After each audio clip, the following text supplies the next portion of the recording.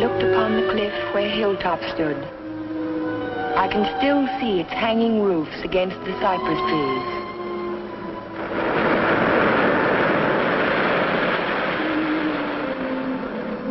But Hilltop is no more. There is only a scar of jutting rock where once its windows glittered in the California sun. My Aunt Amelia's house still stands next door. I was a welcome guest within its walls, but to me it will always be a house of fear. I was afraid that Sunday morning in September. I was afraid before the doorbell rang.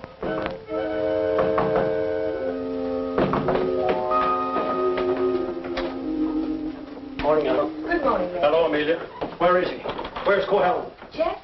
Why, what's wrong? It's a wonder you weren't murdered in your bed. Dr. Hartley told me this morning. I won't permit him to stay in this house another day. What is it, Major? What's the matter? It's all right. It's all right, Amelia. I'll handle this. Where's his room? It's there, Just leave this to me. I'll take care of Cohen. Cohen! Cohen! Are you in there?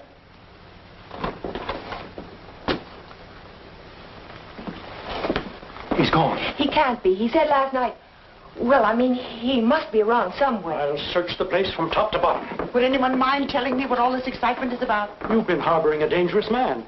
A man who is... Wouldn't it be fair to Jeff if we waited until we find him and then he can speak for himself? Well, by all means, find him. But where? Well, supposing I look in the garage and see if his car's still there. Just what did Dr. Hartley tell you?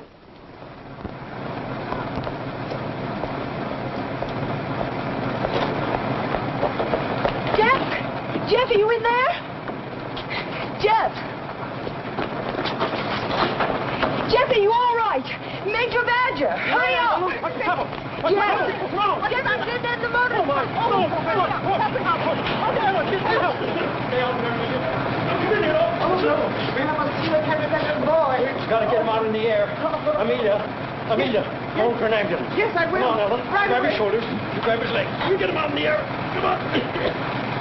Jeff, if only I had listened to the doctor. If you had only listened to him on the train. There was something wrong even then, something terribly wrong. I should have seen it in your eyes the first time we met.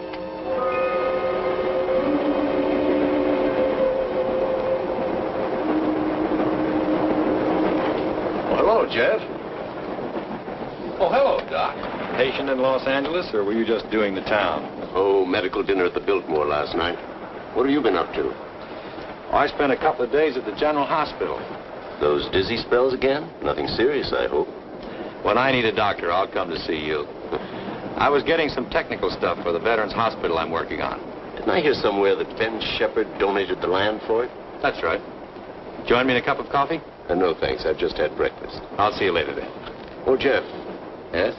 I don't like those recurring periods of depression of yours. Why don't you come in and let me give you a checkup? One of these days.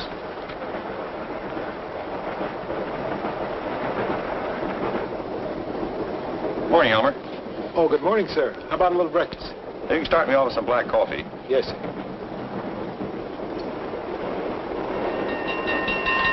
May I? Yes?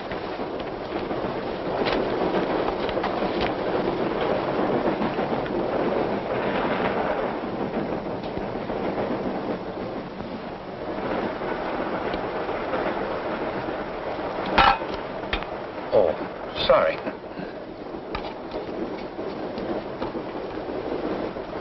Go ahead, throw it.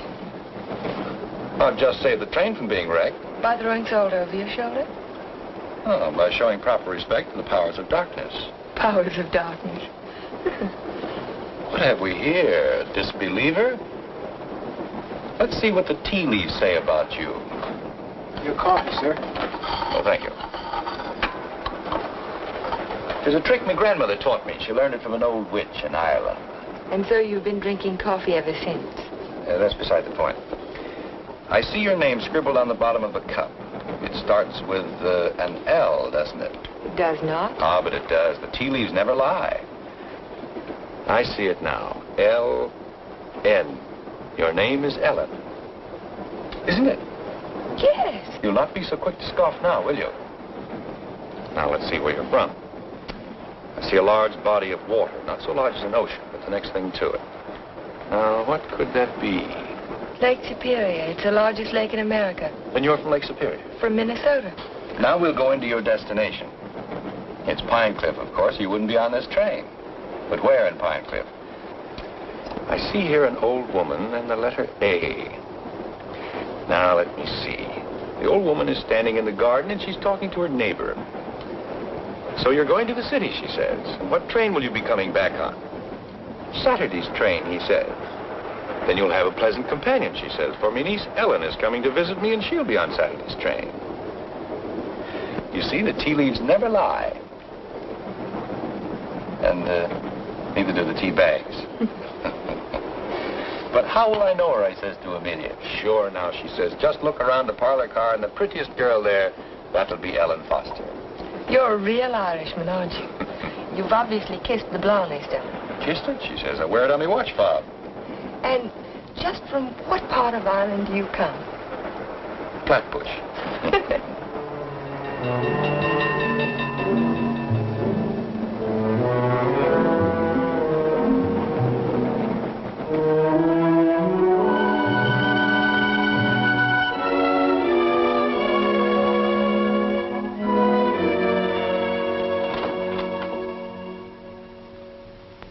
Good morning, Stu. Good morning, Mr. Cohallen. Mr. Shepard here yet? Well, he's in his office. Thank you. I think this would be an ideal site for the beach club, don't you, Keith? Yeah, it certainly would, Ben. Busy, Ben? Oh, come right in, Jeff. Well, we bring the road in here and divide this section into 2-acre lots. Hold out this area for the golf course. Right. How are you, Ben? Hello, Jeff. How was the trip? Fine, thank you. I bought you a little present while I was in Los Angeles. Found it in an antique shop. Hi, Jeff. Parents? It's a map of an old Spanish land grant. Say, that is an antique. Here's the Ibarra territory. My grandmother's grandfather, he lived right there. That was before California was a state, wasn't it, Ben? It certainly was. I keep forgetting how long your family's lived here. Only since 1820. Really? Come in. Pardon me, Mr. Shepard. What is it, Mac? Well, Sue told me you were in here. Did you take any blueprints with you when you went down to the city? No, why? Why, the rear elevations are missing. They can't be. I put them in a file Thursday. Well, they're not there now. Well, they must be. Come on, I'll help you look for them. See you later, Ben. Thanks for the map, Jeff. Glad you like it. Jeff seems to be getting awfully absent-minded lately, doesn't he? Well, the boy works too hard. Maybe so, but... Say, that's quite a map, isn't it? Oh, it's a beauty. Look, here's our beach. That's the old Spanish name for it, Costa del Rey, the Coast of Kings.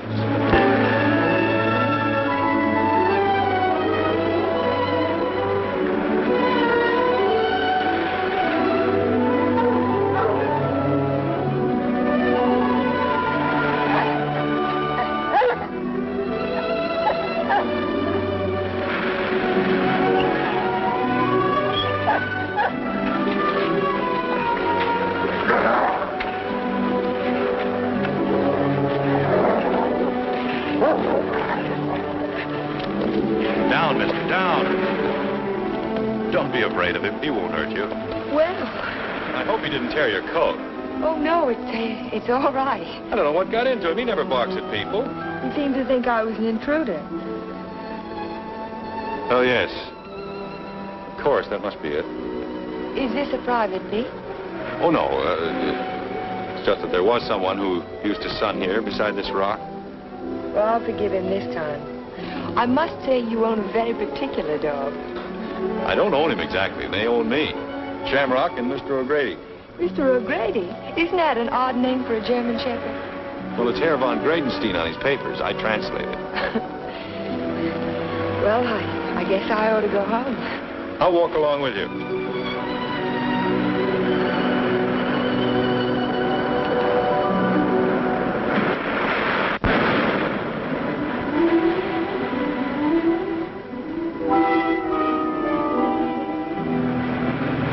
What an amazing house. Don't you like it? Yes, I think I do. It looks as if it had wings. As if it could take off and fly across the sea. That's the effect I was striving for when I built it. You built it? my house. It certainly belongs exactly where it is, doesn't it? Yes, I think a house ought to blend with its environment. If it's built in a valley, it should crouch between trees. If it's on top of a hill, it ought to be part of the sky.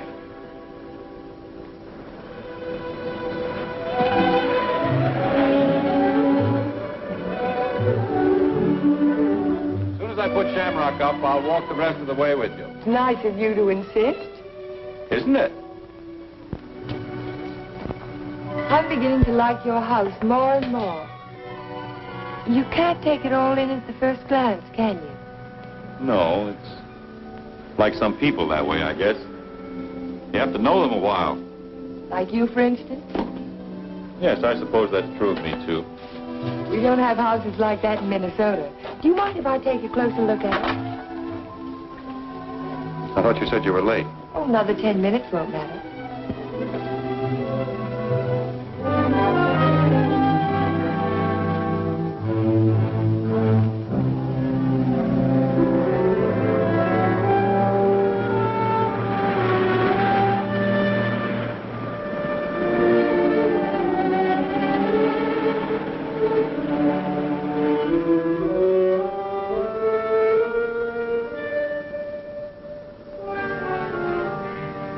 May I go in? Why, of course.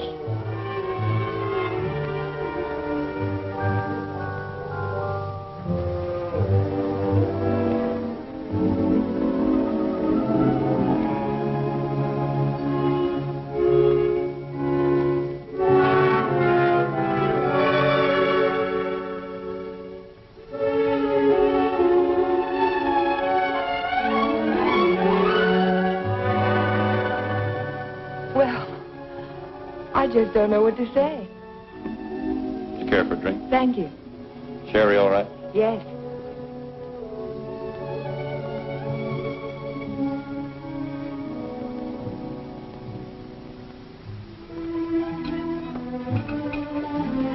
What an unusual picture. It's by Del Lopez, the Mexican modernist. Thank you. What's it called? Doesn't have a name. What does it suggest to you? Well, it's not real, but then it's not real either. It might be a garden in a dream. It might be. Or he dreamed of the girl who belonged in the garden. That's pretty good. And then she became more important than the garden, and perhaps that's why she's out of proportion. Perhaps she did. Perhaps that's why a woman gets out of proportion to a man. I really don't know anything about modern art. There isn't anything to know about it. It's like music. Its form doesn't have to copy nature to please the senses.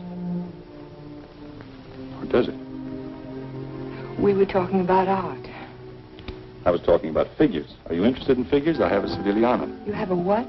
Sedigliano, an Italian sculptor. I bought one of his porcelains with my first fee. You'd like to see it? Yes, I would. Where is it? Over by the window. Come on, I'll show it to you. This is my good luck charm. It's called Hotai, the Chinese goddess of chance. Sedigliano always...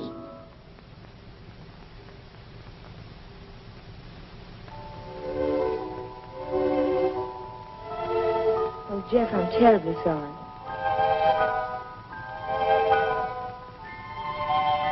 Can it be mended? No, it's beyond mending. Well, Aunt Amelia may be worrying about me. I suppose I should go home. Yes, I suppose you should.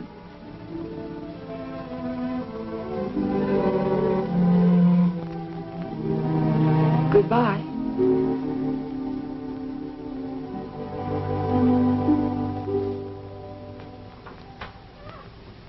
Good afternoon, Luella. Hello, Miss Foster.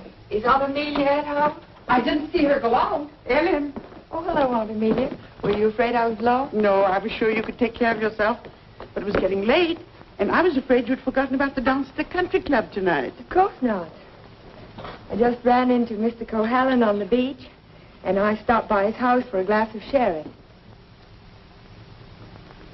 You were inside Hilltop? Why, yes. You don't disapprove, do you? After all, I'm a little old to need a chaperone. But no one's ever been inside Hilltop before. No one. Except Jeff. It's funny. He built it for his bride. Then there's a Mrs. Cohalan. No, Vivian was killed the night before the wedding. How awful. Aunt Amelia. Yes, dear. What was she like? Vivian, she was the most beautiful girl you ever laid your eyes on. She was Ben Shepherd's daughter. Ben Shepherd. Ben owns most of Pine Cliff. That's why it was such a perfect match. Jeff was a protege of his, more like a son. And when he fell in love with Vivian, Ben was delighted. Of course, he adored Vivian, especially after her mother. And I shouldn't talk about a mother. It was such a scandal. Poor Ben. Aunt Amelia, you said that Vivian Shepherd was killed. Was it? It was an accident. Jeff told Ben it was bad luck to have a party before the wedding, but Ben insisted. There were so many people there. Jeff and Vivian stole away in her car, and 5 minutes later she was dead in a collision on 12 Mile Drive. You never can tell what private tragedies people have had, can you? I mean, when you first meet them. He seemed so light-hearted on the train. He can be that way sometimes, and the next minute he's strange. Like never inviting people into his home and never mentioning Vivian's name. I can tell you one thing, we've been pretty worried about Jeff, but the way he's been acting. Well, how would you expect him to act after a shock like that? Seeing the woman he loved killed right in front of his eyes? It's a wonder he didn't go out of his mind. Don't get so excited, dear. I'm sorry. And don't get too interested in Jeff Cohalan. There are other attractive men in Pine Cliff. Oh, men who aren't... Men who aren't what, Aunt Amelia? Well, after all, he has had a tragedy in his life, and it's only a year ago. Hadn't we better get dressed? Yes.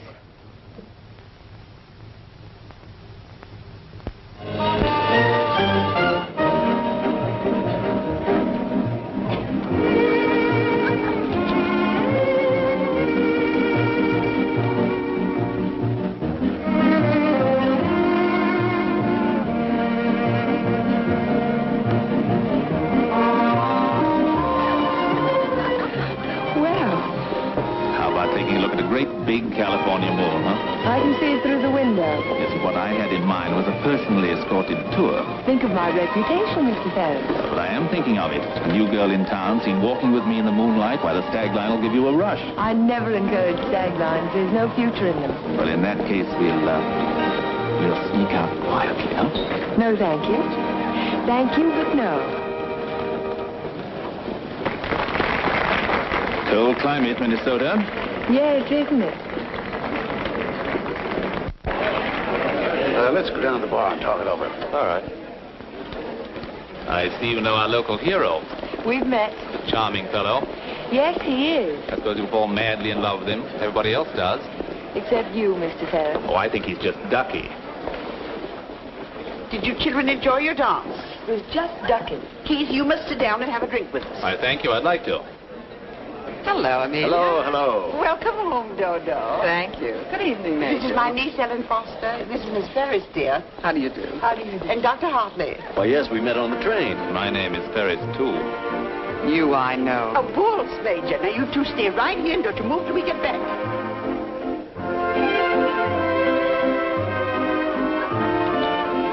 Miss Foster, the only dance I know is a waltz. Will you risk it with me? I'd love to, Dr. Hartley. And how were things at the separation center? Did you have a good time? Reno is delightful. I received my discharge papers yesterday. You'll get your copy in the mail. Well, that calls for a celebration, doesn't it? It certainly does. In that case, I'll take you down to the bar and buy you a drink. Oh, really? Oh, come now. We're civilized people, aren't we? Well, I guess it can't do any harm. You know, I think it ought to be a lot of fun, now that we're not married anymore.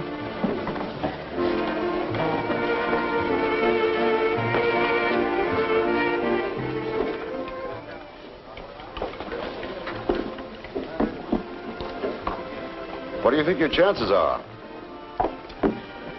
Ben, I built more hospitals in the South Pacific in 1 year than the average architect will see in a lifetime. The only competition I'm worried about is Talbot and Talbot. Huh? Not that I can't compete with them professionally, but they seem to know how to play the political side of it. Well, that won't count here. I hope not. Anyhow, I'm indebted to you for a crack at it. I merely suggested that they invite a local architect to submit plans. Jeff, you're looking pretty seedy. Sure you haven't been working too hard? Well, it's been a pretty hectic week, Ben, but we finished up tonight. Plans are all wrapped and ready for mailing in the morning. Hello, Ben, you old darling. Hello, Dodo. Hello, Jeff. There's an admirer of yours looking for you upstairs. Who's that? A girl by the name of Foster. You seem to have made quite a score. Aren't you speaking to me, Jeff? Certainly, Dodo. How are you? Fine. Are, congratulations in order? They certainly are. We're celebrating the new freedom. See you later. Bye. I think I'll go upstairs, Ben. It's, getting a little crowded down here.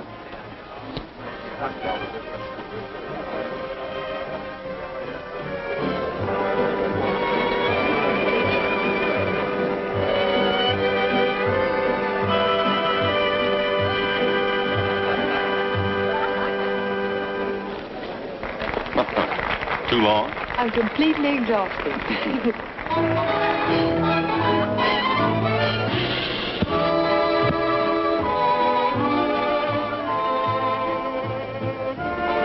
What is that song? Do you know? It's called Don't Forget Me. Oh, I remember. They played it a lot last year. Yes, they played it last fall. Is something the matter? No, I didn't eat my dinner. I guess you shouldn't drink on an empty stomach. Excuse me.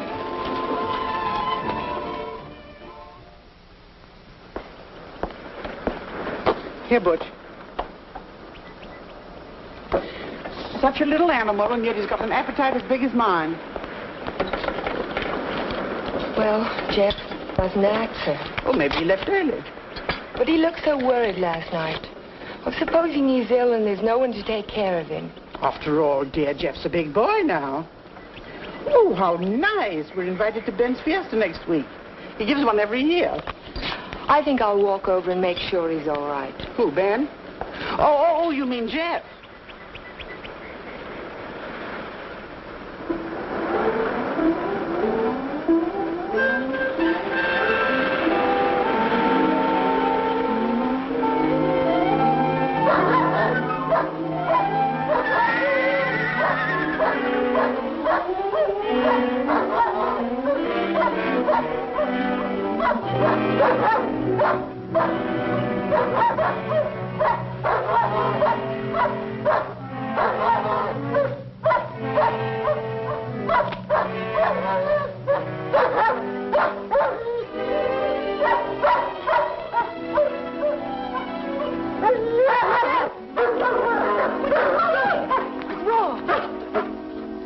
Look at his right front leg.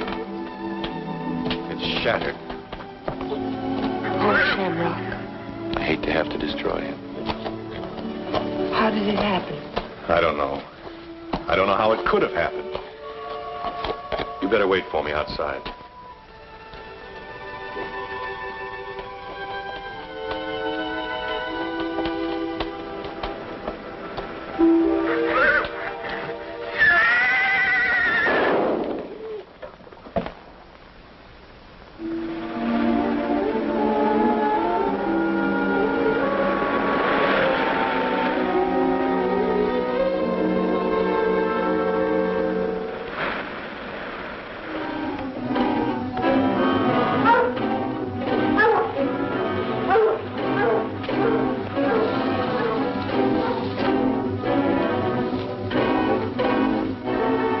Did you see which way he went? Who? The man. What man? He was hiding in the bushes. Didn't you see him? No. I only saw some branches move, that's all.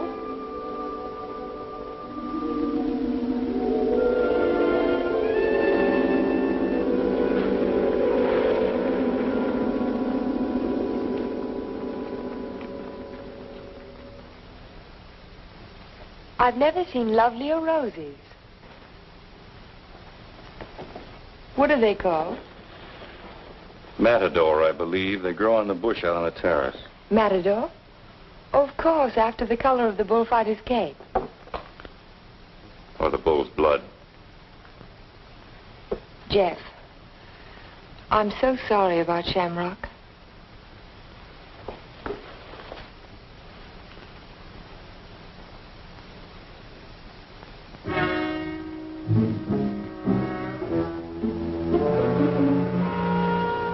Helen, you better go now. You're not safe with me. Do you understand? Suppose I don't want to be safe. Please go now. I'll call you later. All right, Jeff.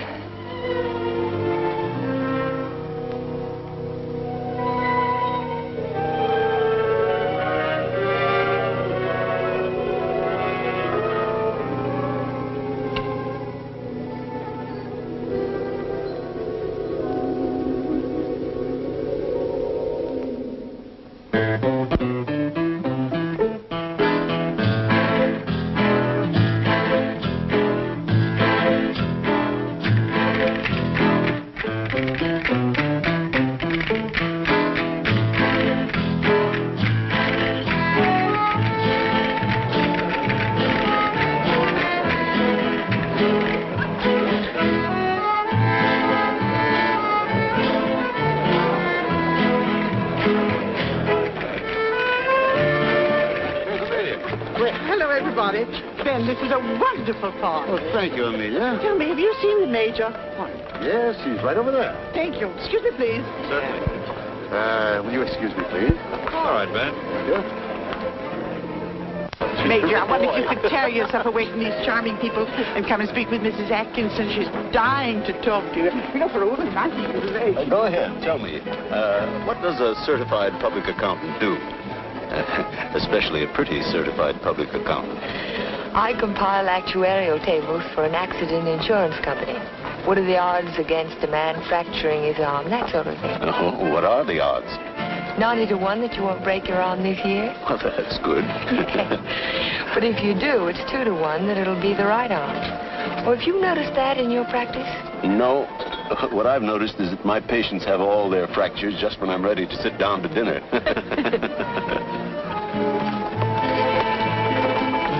Hey, you. Come here, man. I want to talk to you. Si, senor. Didn't I see you around my place last week? Me? Me, no, senor. I'm sure I saw you hanging around my stable. Me? No, senor. Some other fellow, but not me. Just a minute. All right, quit. Well, I wonder what that was all about. Oh, the morning after the dance, I went over to see if Jeff was all right, and there was a prowler behind a bush. Did you see him yourself? No, but Jeff did. Oh. Cigarette? Thank you. Did you ever compile any figures on the incidence of mental diseases for your insurance company? No, they weren't on our list.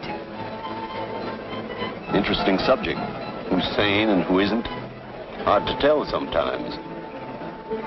Do you know anything about paranoia? It's a form of hallucination, isn't it? Delusions of persecution. Starts with an inability to withstand stresses. Normal person experiences misfortune, throws it off sooner or later. But if a person is psychotic to begin with, he may start to imagine things. He might even begin to imagine there's a conspiracy against him. That's when he gets dangerous. Do you have a specific case in mind, Doctor, a person that you're treating? No, it's out of my field. I'm a general practitioner, not a psychiatrist. Senor Doctor. Yes. Lady call on telephone, very sick. You come right away? Did you get the address? Si, senor. Oh, thank you. Forgive me, please. Of course.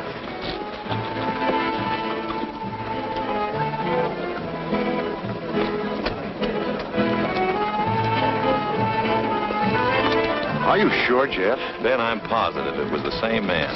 Well, I'll talk to him if you want me to, but you know how it is with those fellows. They all look alike if you don't know them. Maybe you're right, Ben.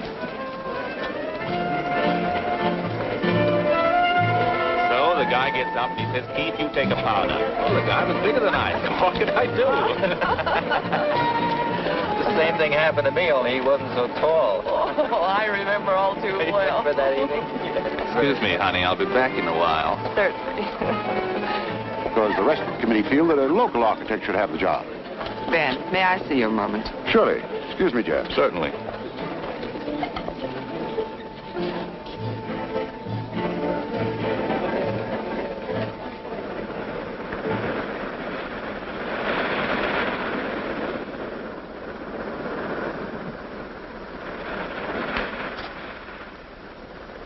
Well, if it isn't Miss Icicle from Minnesota. Good evening, Mr. Ferris. Call me Keith. It was nice of you to find this secluded spot. Are you always this way when you've been drinking? Oh, now, this Miss Prim and Proper business didn't fool me for a minute. I spotted you the first night. Don't. You don't have to pretend, honey. Just relax and enjoy it. Stop it. You kidding?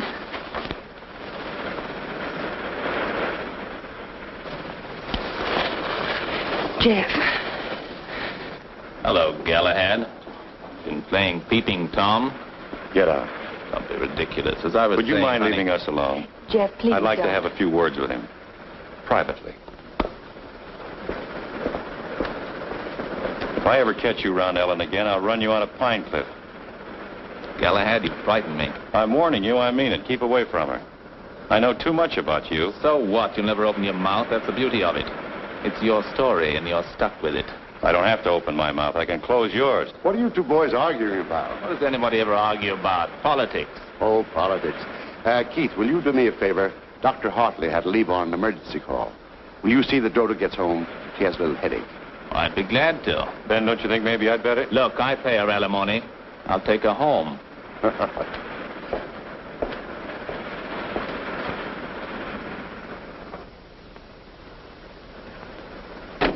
It was a lovely, lovely party, darling. I'm glad you enjoyed it. You're sure I can trust you to take her straight home? Oh, the car knows the way, Ben, all by itself. Good night, then. Oh, Ben. Yes? It might be a good idea to keep an eye on Jeff tonight. See that he doesn't drink anymore. He was getting a little out of control. Thanks, Keith. I'll watch him. Good night.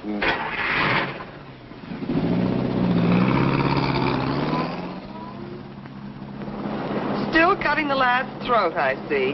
An inch at a time. Every little bit helps. Helps what? Or is it just pure meanness on your part? Don't be stupid. Ben hasn't any heirs, has he? All that money and not even a second cousin. Suppose he should take a notion to leave it all to Cahalan. Where would I be? Out in my ear the day after the will was filed. Well, you don't think he's going to leave it to you, do you? No. No, I'm voting for charity, with Keith Ferris as administrator of the estate. What would you think of a Vivian Shepherd Foundation for something or other? That turns even my stomach. Oh, I'm very well, thank you. You were in the cavalry, weren't you, Major? Well, I'd like to ask you a question. Can a horse break its leg in its own stall? What's that? You think it's a chance in a million? No, I was just computing the odds on an accident that happened last week.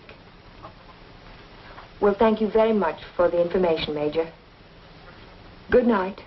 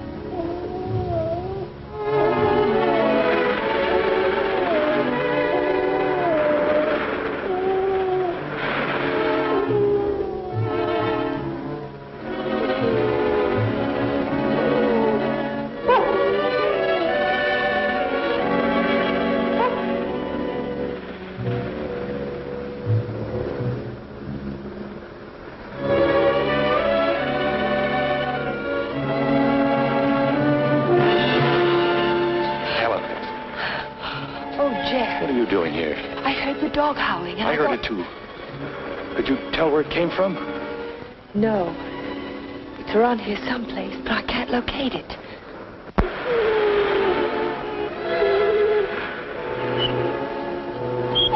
Jeff, listen.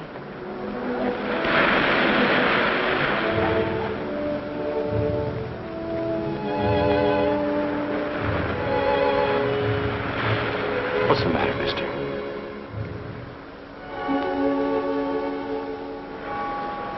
He's gone. Oh, Jeff.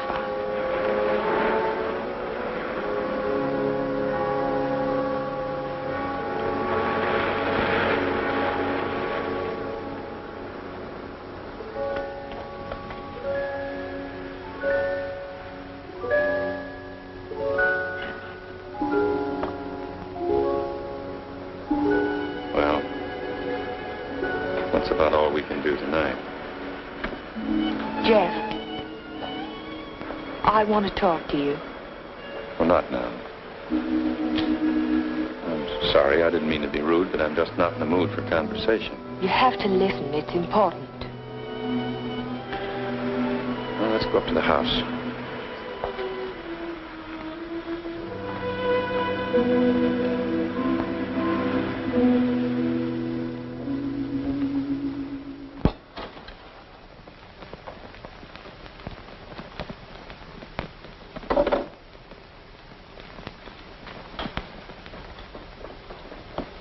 All right, let's have it. I talked to Major Badger tonight. He can't understand how Shamrock could break his leg in his own stall. Well, he hasn't anything on me. I can't understand it either. Unless it's bad luck. Don't call it luck, Jeff. What would you call it? I'm not sure. A few days ago, this rose was on your matador bush. It was alive and beautiful. Now it's dead. Was that bad luck, or was it cause and effect? You picked it, so it died. I didn't pick it. The whole bush died overnight for no reason. There must be a reason. There's always a reason for everything. Is there? Maybe you can give me a reason for this. Take a good look at it. It looks different. Is it the way the light hits it? It isn't the light, it's the colors. Look at it again. Oh, I see what you mean. They faded, haven't they? All the life's gone out of it. Your rose bush died. Your painting fades. But have you ever had a common, ordinary fall, Jeff? What do you mean? 65% of all accidents are falls. Falls down a flight of steps, falls out of a tree, falls off a ladder, or in a bathtub. But nothing of that sort ever happens to you. It's too ordinary. Your kind of accident has to be unique. What are you driving at? Your bad luck, Jeff. It's a little too bad to be true. Your porcelain figure fell off the table while nobody was in the house. Shamrock broke his leg while he was in his own stall. Now your picture fades. It's too bizarre, Jeff. The impossible can happen, but not over and over again. Are you trying to tell me they didn't happen? No, they happened all right, but it wasn't luck. Can't you see the pattern that runs through all your accidents? Shamrock, Mr. O'Grady, your picture, your statue, your rose bush, and the collision on the highway last year. That's when it all began. 6 accidents, and every one of them killed something you loved. Do you know what the mathematical odds are against a run like that? 1 billion to 1. Are you telling me they weren't accidents at all? No, I'm only trying to tell you that lightning can strike twice in the same place, Jeff, but not 6 times. You mean you think that all of these things have been planned by someone? Someone who hates you, who's trying to destroy you. Who could it be, Jeff? I don't know. We'll find out. We'll go back to the beginning, the night that Vivian was killed. We'll talk to the policeman who reported the accident. We'll find the garage they took the car to. We'll ask 1,000 questions about the accident and about Vivian. Ellen. We'll start tomorrow morning. We'll look for witnesses. Ellen, wait a minute. Perhaps the ambulance driver will remember something. I'll find him and I'll talk to him. You won't talk to anyone. Well, why? Why won't I? Because I don't want you to. But, Jeff... Listen to me. I don't want you asking questions. I don't want you investigating anything. This is my affair. I'll handle it my own way. I was only trying to help you. Well, now you've let me know where I stand. You don't want any help from me. All right, then, do it your own way. Ellen, listen to me. Just don't let any black cats cross your path. And if you see a horseshoe, pick it up and spit on it and throw it over your shoulder. That ought to take care of everything. Ellen.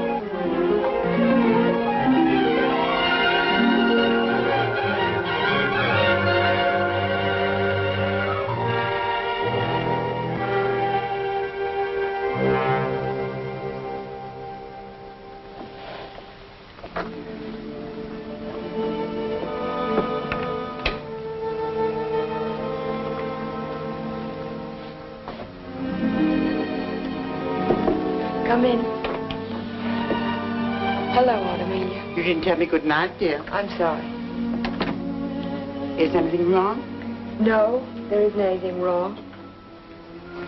There isn't anything right either. I saw you come home. You were at Jeff's again, weren't you? Yes. I don't want you to think I'm an old busybody, but I'm all the family that you have, and it would help you to talk to someone. What is there to talk about? He doesn't love me. He never will. He's in love with a memory. I tried to warn you to be sensible. Sensible. I love him. I've got to help him if I can, whether he likes it or not. I know. Good night, dear. Good night, Aunt Amelia.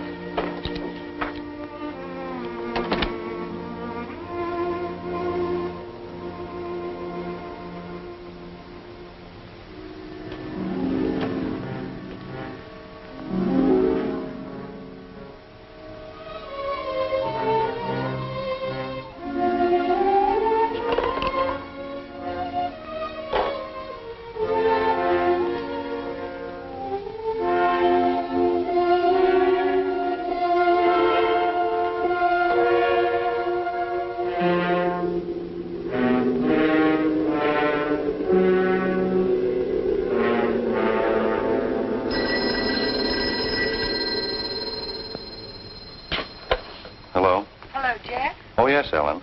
I've taken your painting to an art shop. You did what? I found out some very important information. If you come over tonight, I'll tell it to you. No, I can't tell you now.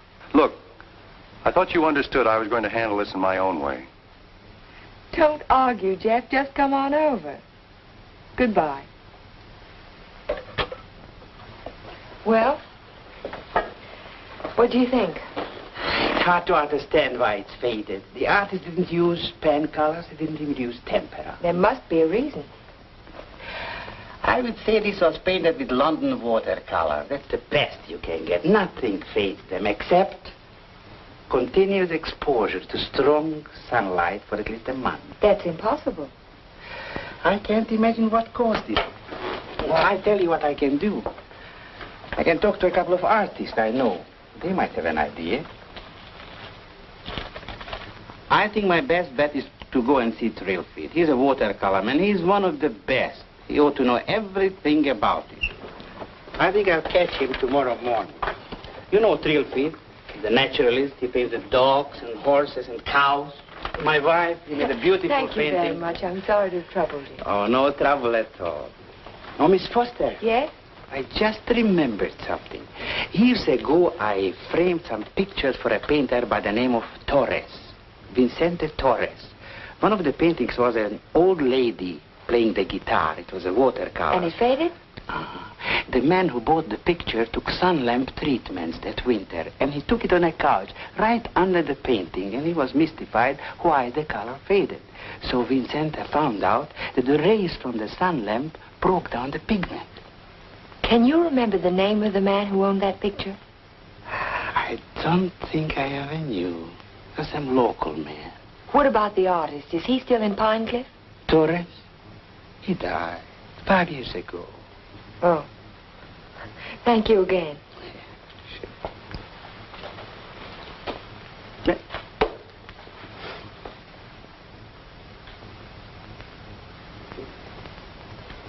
Very strange.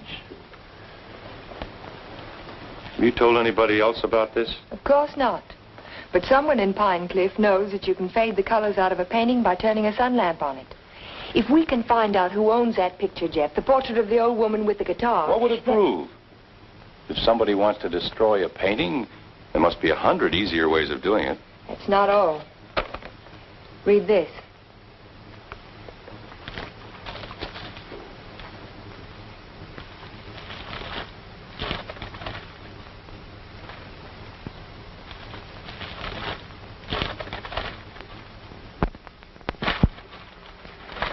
Arsenic? In the soil underneath the matador bush. I dug it out this morning. Enough arsenic to burn out the whole root system. It didn't get there by accident, Jeff. Someone put it there. Someone who knows how to poison a rose bush. Or a dog. Or a man's life. Would you really like to help me? You know I would. And forget it. Forget the whole thing. But there was poison in the root system. The chemist told me. You never saw the chemist. You never heard of a portrait of an old woman with a guitar. Do you understand? No. No, I don't understand. Jeff! Jeff! Your house. Look out the window. I saw it from upstairs. What? It's burning.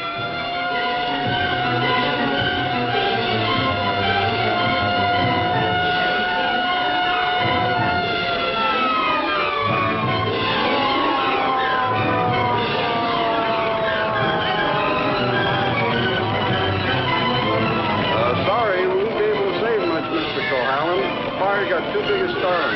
Everybody stand back. Out of the way, please.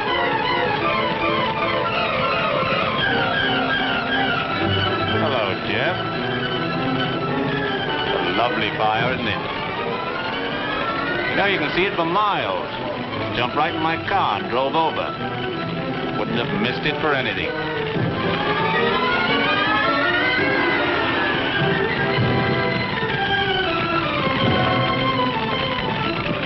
So sorry, Jeff. Such a beautiful house. I'm glad it's gone.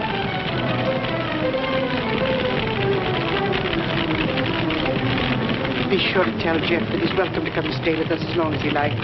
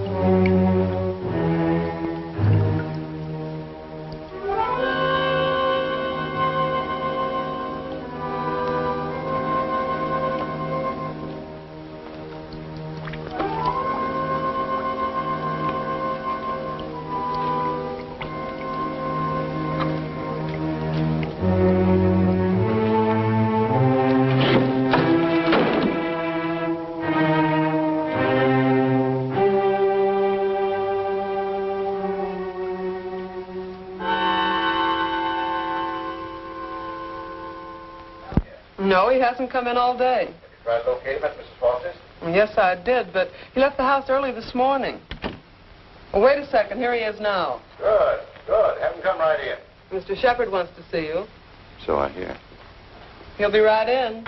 Thank you. He's here now, Stacy. Hello, Ben.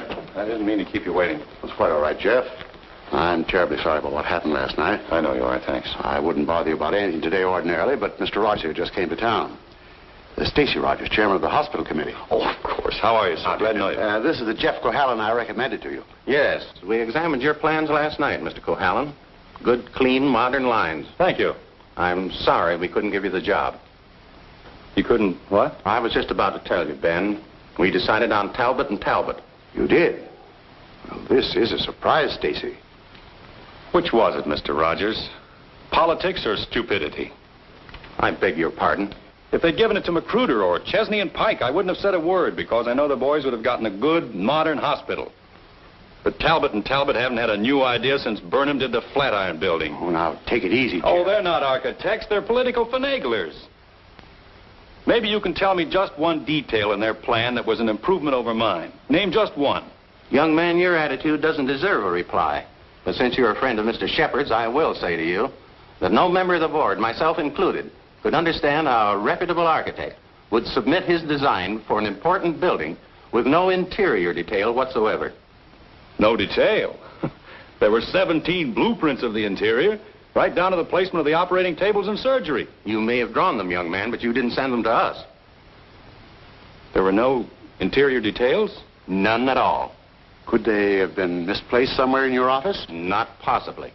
The sealed packages were opened in the presence of the entire board. Maybe you misplaced them, Jeff. You know how absent-minded you've been. Suppose you can find the duplicates. Would the board be willing to reconsider? That's impossible. The contract has already been awarded.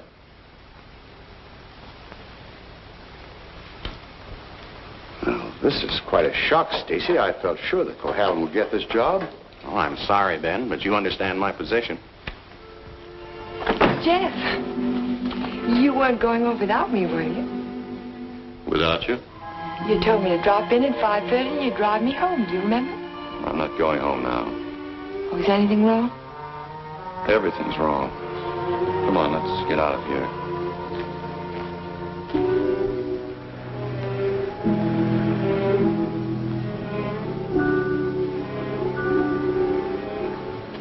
It's dreadful. A whole year's work completely wasted.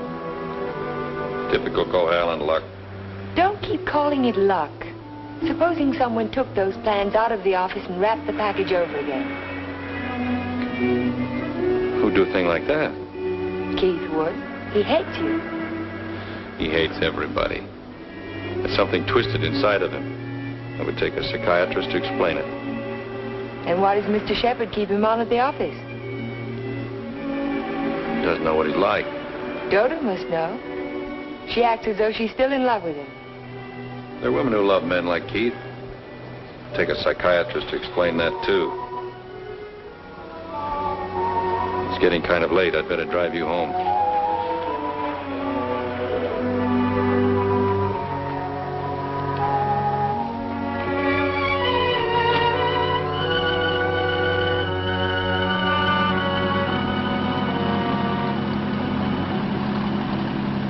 Isn't this near where... What'd you say? Nothing. Drive faster, will you, Jeff? I want to feel the wind in my face. All right.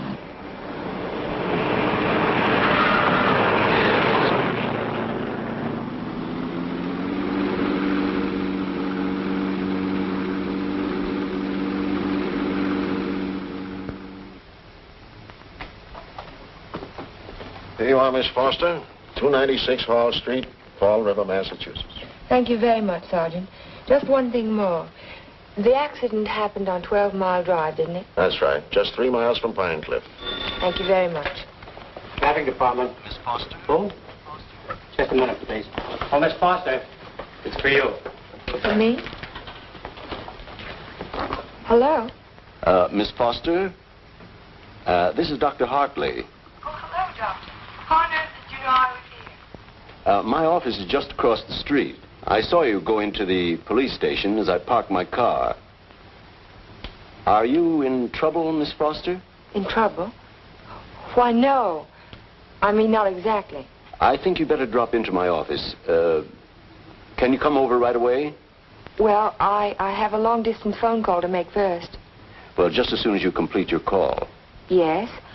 I think I could come by in about 20 minutes. Thank you.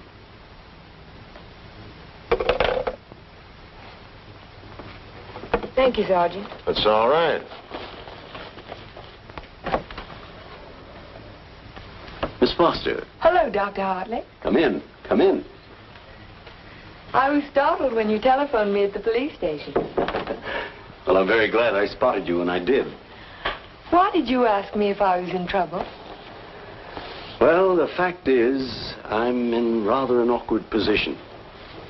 But your aunt is getting along in years, and I didn't want to disturb her unduly, so I thought it best to discuss this matter with you. Sit down, sit down. Thank you. Yes, Doctor? Since I'm your aunt's physician, I feel it's my duty to inform you that she isn't safe. That neither one of you is safe, for that matter. So I wanted to get your permission to speak to your house guest. To ask him to move to a hotel. But I don't understand. What has that to do with my aunt's safety? Yes, I was afraid you'd ask me that. The fact is, you're forcing me to take an unethical action. The man isn't my patient, and even if he were... Whatever it is you're trying to say, Doctor, why don't you just go ahead and say it? Yes, you're quite correct. I'll come to the point. Let me say that I believe your house guest, Mr. Cohalan, is definitely paranoiac. He seems to have all the obvious symptoms of delusions of persecution. If that's true, then you and your aunt are in a hazardous position. Two helpless women in the same house with a man who may become dangerous at any moment. We can't allow it. May I ask you a question, Doctor? Certainly. You speak of delusions of persecution, but... Oh, a delusion is imaginary, a thing that never happened. That's right. But Jeff's dog was poisoned. His house was burned down. That was no delusion. I saw it myself. Did you see the gasoline can? Gasoline can? The gasoline can the police found in the ruins of Hilltop. It was an unusual type of container. Only one store in Pine Cliff sells them. And that store sold such a can to Jeff last Monday. How do you know? The chief of police told me so this morning. But I don't see how. And that isn't all. The body of the dog was disinterred. He died of arsenic poisoning. 2 days after his master brought a package of weed out. Are you trying to tell me that Jeff burned down his own house, that he poisoned his own dog? That's impossible. No man in his right mind... Exactly. No man in his right mind. But why? Why would he do a thing like that? Listen. Listen to this.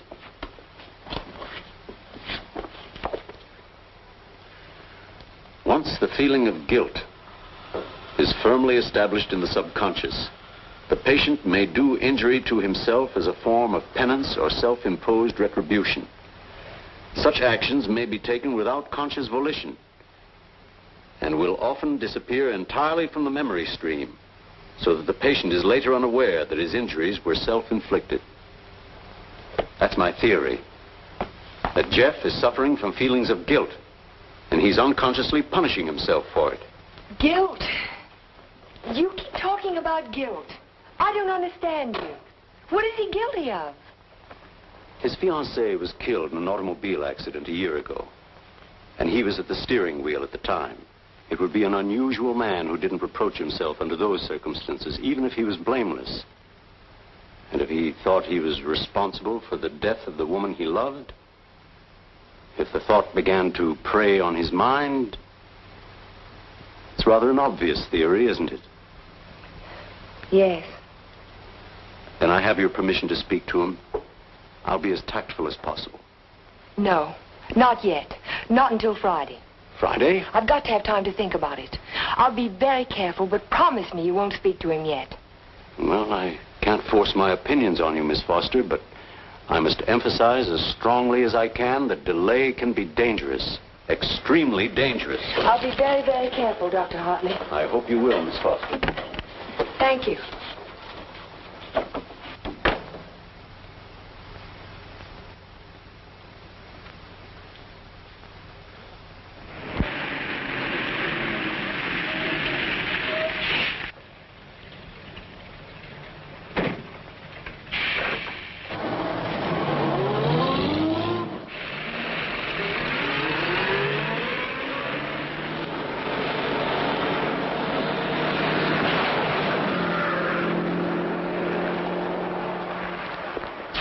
That man must be crazy. Thank you very much.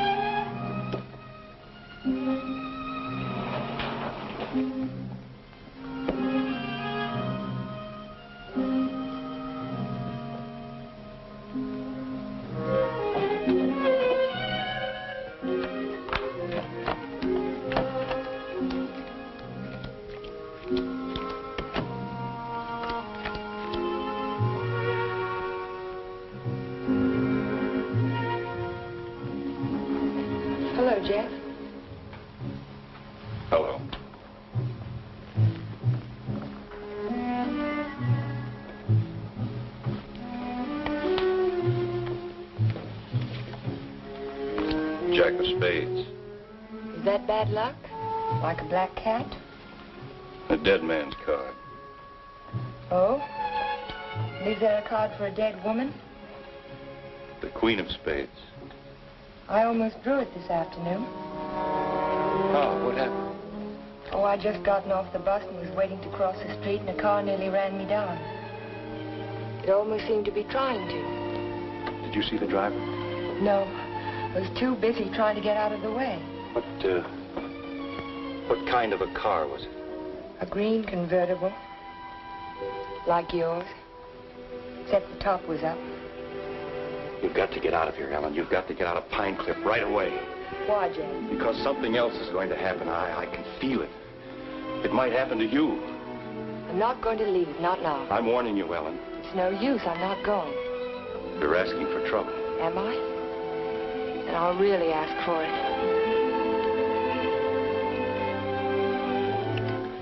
Watch yourself closely. Watch yourself every minute. Don't trust anybody. Not even you? Not even me. Well, I think I'll go to bed now. Major Badger said he'd come by in the morning and take us to church. You won't forget what I said. You'll be careful. I'll be careful.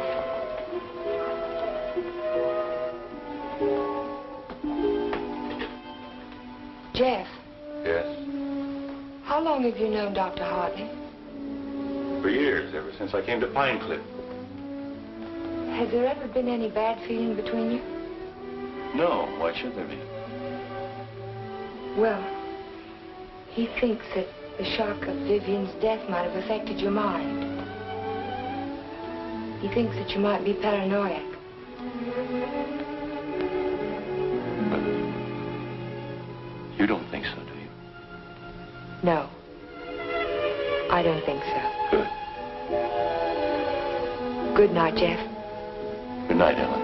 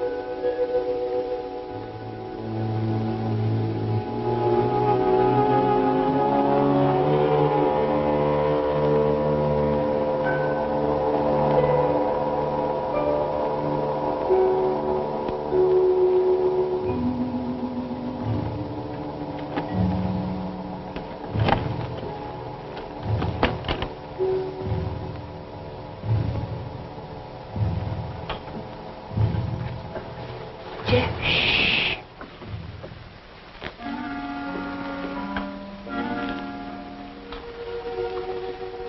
I had to see you again.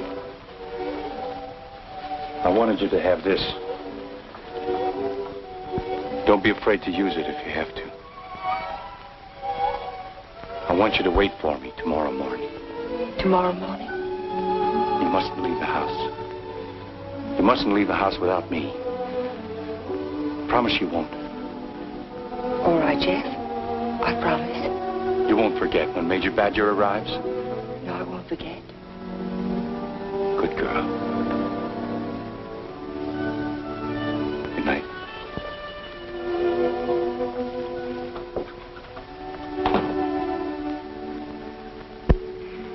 We found Jeff early the next morning. I can still smell the fumes of the gasoline as we pulled his body from the car. But somehow it didn't quite ring true. I couldn't believe that Jeff would try to kill himself. No suicide note was found, but the local architect was discovered in the Foster garage with the door closed and his car motor running.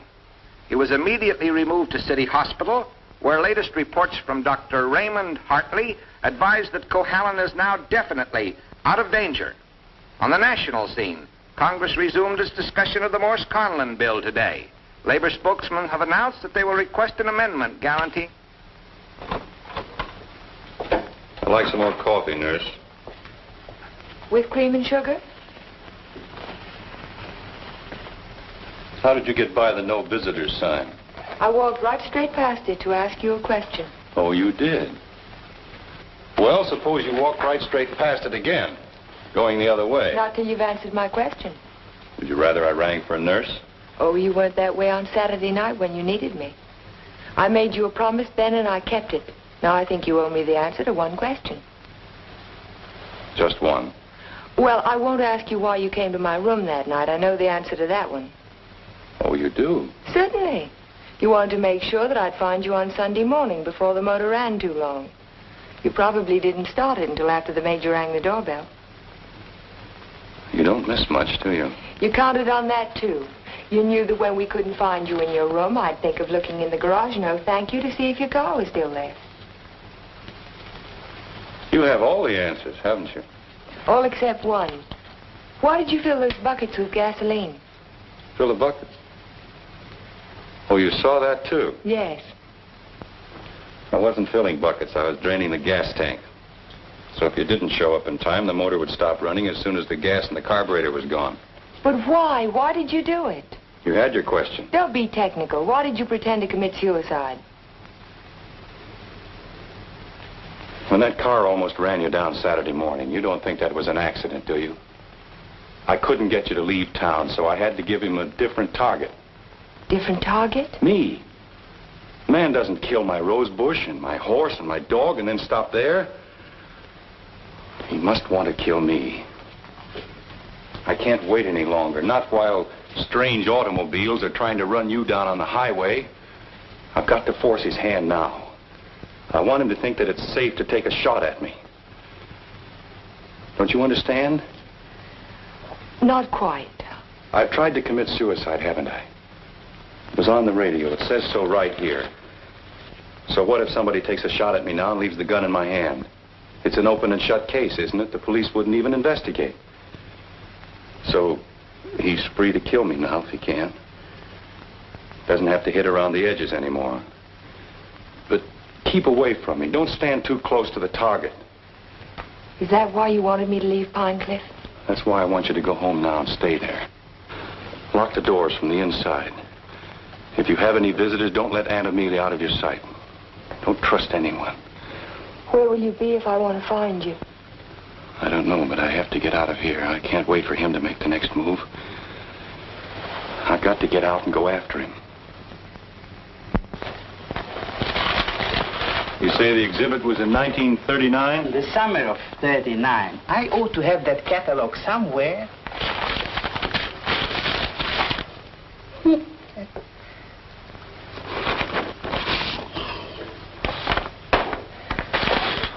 Here we are. And there's a list of all of the exhibitors in here? In the back of the book. Practically every artist who might have known Torre. Oh, yes. This is perfect. Exactly what I was looking for. Thank you.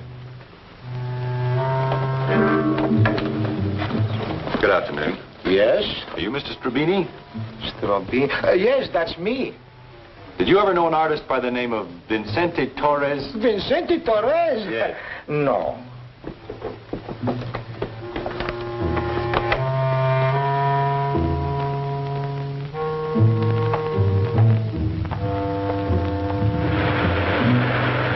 Vincente Torres? Certainly I knew him well. Watercolor man. No sense of depth. Do you recall a painting he did, a portrait of an old woman with a guitar? An old woman with a guitar? Don't believe I ever saw it.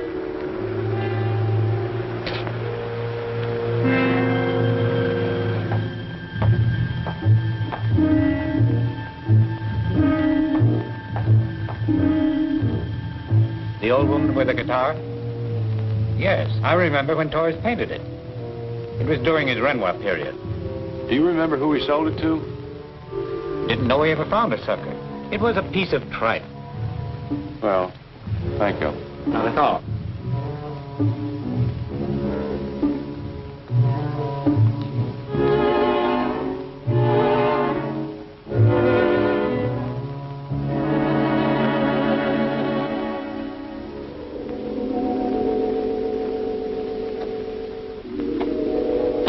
Why, Mr. Cohalan, Hello, Sue.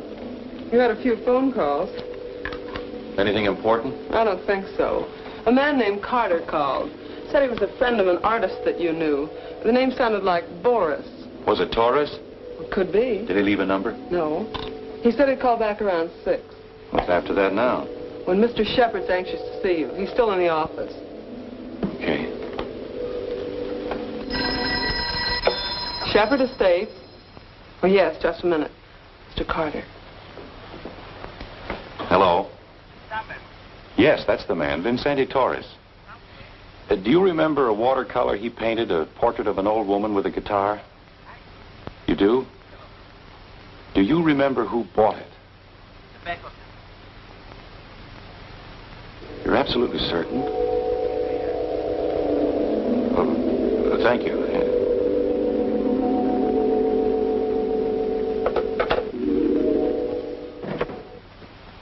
Oh, you're just the man I've been looking for. They wouldn't let me in the hospital, and you seem to have disappeared since you got out. Well, I had some important things to do, Ben. Well, anyhow, you're here now. That's the main thing. Of course, I know it was an accident, boy. You couldn't have done it deliberately. Couldn't I? Of course not. But just the same, you've been overworked lately. You're looking all fagged out. It's time you took a rest. Yes, I could use a rest. A nice long rest. Just what I had in mind. As a matter of fact, I'm tired myself. That's why I'm thinking of taking a trip. See something of the world before I get too old. Sounds like a fine idea, Ben. It'd be a good idea for you too, Jeff. Why don't you come along with me? The two of us could have a pleasant time together. Leave all our worries behind and take things easy for a while. What kind of a trip were you thinking of, Ben? I haven't made up my mind. Where would you like to go? Oh, an ocean voyage might be nice. If the ship had a low rail and a long drop to the water. Or Niagara Falls might be handy, or the top of the Empire State Building. Don't talk like that, Jeff. Don't even think of such things. I wasn't thinking of suicide, Ben. I don't expect to jump. I expect to be pushed. You're crazy, Jeff. You're talking like a paranoiac. Where did you get that word, Ben? Did you read it in a book, complete with all the symptoms? I'm only trying to help you, but if you're going to take this... Sit down, Ben. Sit down and listen. You had all the tools to work with, didn't you? You're ranch hands who think you're a king, who'll do anything you tell them to. I was out your place yesterday, Ben, looking for Pedro. They told me he didn't work for you anymore. He hadn't since the day after my house burned down. You let him go, didn't you? After he'd done his job. I'm beginning to think the doctor's right. I'm beginning to believe you do have delusions of persecution. Paranoia, Ben. You learned the word. Use it. When did you first plant the idea in Hartley's mind? Did you say, I'm a little worried about Jeff, and tap your finger on your forehead? Jeff, I'm not going to talk to you any longer. You're not in your right. Not while you're in your present mood. I wouldn't do that if I were you. You haven't answered my questions, Ben. Are they too difficult? Let's see if you can answer an easy one. Whatever happened to that painting that used to hang in your living room, the portrait of an old woman with a guitar? Wasn't in the living room. It was in my study. Why? When'd you get rid of it, Ben? After it faded? After you found out what a sun lamp can do to a watercolor? Do you want to know who put me on your trail? You did yourself. When you tried to convince me I couldn't trust my memory anymore. I hate to say this, Jeff, but you can't trust your mind anymore. Can't I? I made a written list the night I wrapped the hospital plans to make sure nothing was left out. And 17 blueprints were missing when the package was opened by the state board. No one could have tampered with that package but you. No one else knew it would be on my desk overnight. I didn't know anything. Yes, you did. I told you. At the country club. You wanted to destroy my faith in my work, didn't you?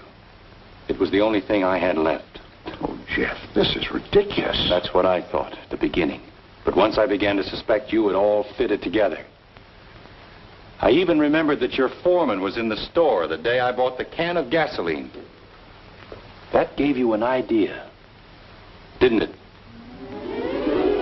Yes.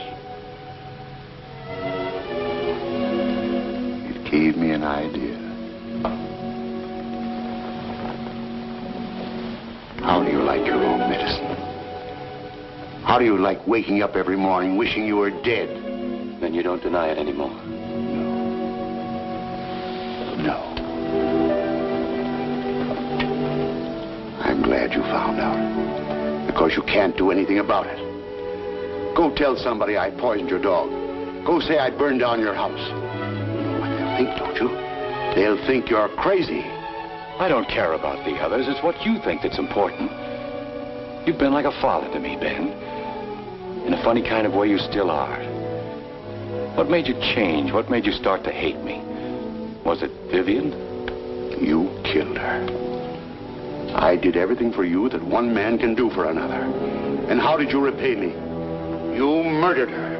Not murder, Ben. Not murder. A drunken man at the wheel of an automobile. What is he if he isn't a murderer? Go in there. Can't go in there. No. Ellen, what are you doing? Jeff. Mr. Shepard, this is Mr. Nelson of Fall River, Massachusetts. Last year he was driving through California, and when he reached Pine Cliff, he had an accident on 12 Mile Drive. Is this the man who was driving the car in which the girl was killed? Well, you said not to say anything when you paid my damages. Go ahead, answer. No. No, it wasn't. It was that fella back there.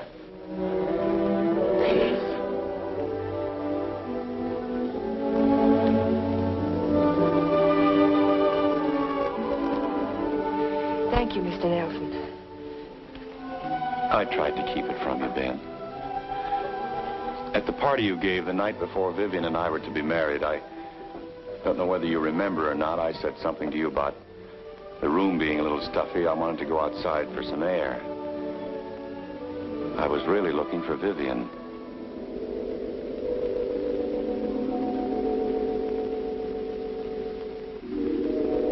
I found her, all right. I heard them talking to each other. It wasn't anything new, Ben. It had been going on for years. All the time I was overseas. He was telling her why he'd never marry her. He couldn't. Dodo wouldn't give him a divorce. So she said, we'll run away without a divorce.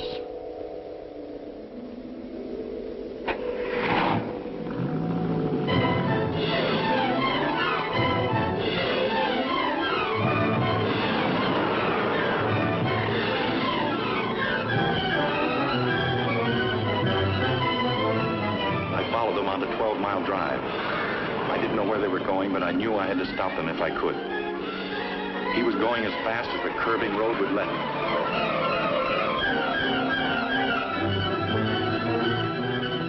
I tried to catch him, but he was driving like a madman. We were coming to the fort where 12 Mile Drive meets the highway. I saw a car approaching on the main road. Ferris didn't see the other car. I knew what was coming, but there was nothing I could do to stop it.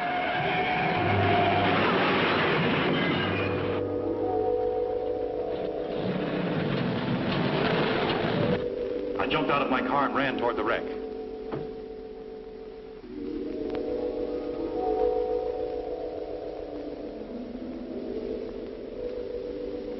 He said, do something for her. But there was nothing anyone could do for Vivian. There was only one thing left to do for anybody. I told him to take my car and get away from there.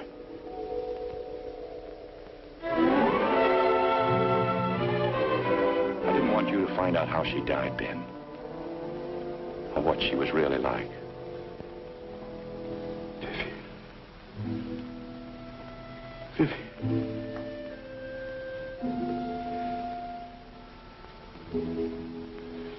I'm sorry you had to know, Ben. Even now.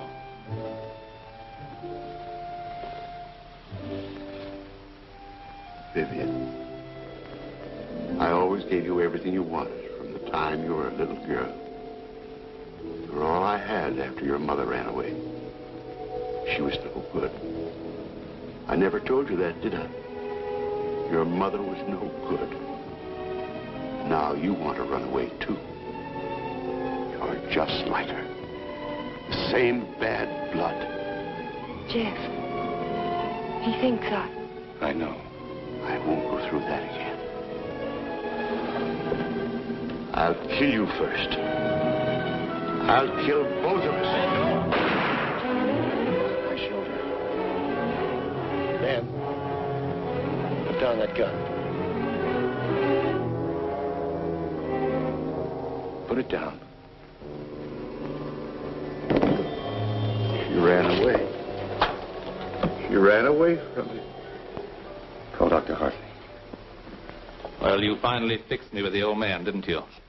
But you'll never get any of his money now. He's as nutty as a squirrel. Now get out of here. Get out of Pine Cliff. If I ever see you again, I'll kill you. Dr. Hartley, this is Ellen Foster. Will you come over to Mr. Shepard's office right away? Yes, it's urgent. Thank you. It's all right, Ben. Everything's going to be all right.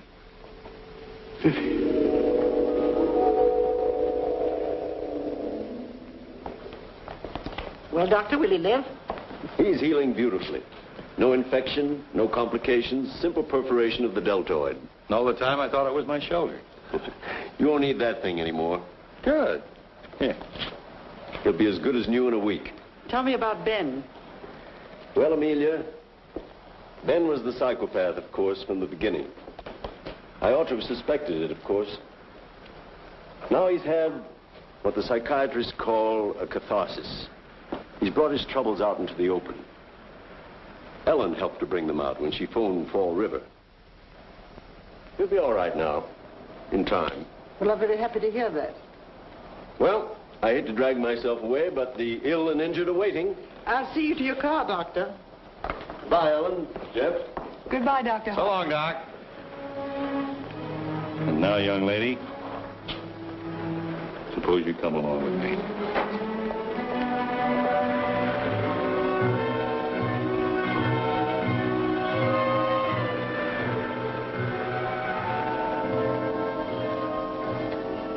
Ellen. Yes, Jeff? There's something I've been wanting to ask you. Yes, Jeff? How in the world did you ever find that fellow from Fall River? Oh, I found him in the traffic accident wreckage at the police station. What made you think of him? The way you drove your car on 12 Mile Drive the other night. You could never have driven so recklessly with me if you'd been at the wheel when Vivian was killed. Not on the same road in the same place at the same time of night. You're pretty smart, aren't you? No. Yes, you are. You're very smart. No, I'm not. Oh, yes, you are. No, because I thought that you loved her. I thought you loved her all the time. I never really loved anyone but you.